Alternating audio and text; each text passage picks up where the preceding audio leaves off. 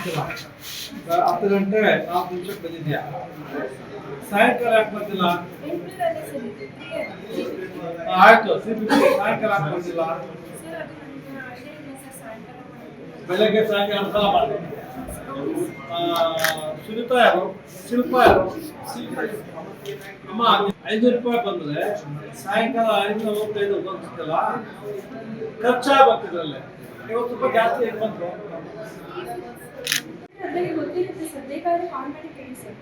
ನಾನಾಗಿ ಕಾಲ್ ಮಾಡ್ಬೇಕು, ನೀನು ಆನ್ಸರ್ ಕೊಡಬೇಕು. ನಾನಾಗಿ ಕಾಲ್ ಮಾಡ್ಬೇಕು, ನನಗೆ ಯಾವ್ದು ಬೇಕಾಗಿಲ್ಲ.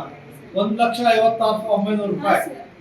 ಅದು ನಮ್ದು ಪರ್ಸನಲ್ ಅಮೌಂಟ್ ಸರ್. ನಮ್ದೇನು ನಾನು ಯಾರ ಹತ್ರ ಏನು ತಗೊಳ್ಳಲ್ಲ, ಕೇಳಲ್ಲ, ಇಸ್ಕೊಳಲ್ಲ ಸರ್. ಫೋಟೋ ತಗೋತೀಯಾ? ಫೋಟೋ ತಗೋತೀಯಾ? ನಾನು ತಗೊಳ್ಳಲ್ಲ ಸರ್. ಇದು ಎಲ್ಲ ನಮ್ದು ಸರ್. ಮೇಡಮ್, ಒಂದು ನಿಮಿಷ. ನಿಮಗೆ ಕಾಂಟ್ಯಾಕ್ಟ್ ರೂಲ್ಸ್ ಗೊತ್ತಾ?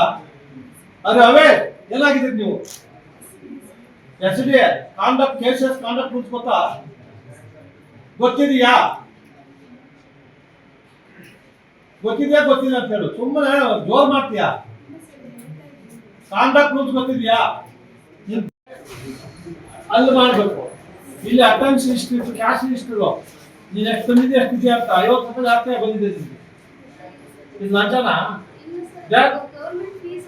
ಗೌರ್ಮೆಂಟ್ ಫೀಸ್ ಅಂತ ನೀನು ಅಟೆಂಡೆನ್ಸ್ ಕ್ಯಾಶ್ ಹಿಸ್ಟ್ರಿ ಮಾಡ್ತೀಯಾ? ಇದು ವೈಯಕ್ತಿಕ ರಿಜಿಸ್ಟರ್ ಮಾಡ್ತೀವಿ. ಇದು ವೈಯಕ್ತಿಕ ರಿಜಿಸ್ಟ್ರು. ನೀವು ತಗೊಂಡು ಒಂದು 5,000 ಮಾಡಿ ಏನ್ರಿ? ಸಪ್ರೇಟ್ ಮೇಂಟೈನ್ ಮಾಡಿಲ್ವಾ? ಬರ್ತ್ ಡೆತ್ ಲಿಸ್ಟ್ ಸಪ್ರೇಟ್ ಮಾಡಿಲ್ವಾ?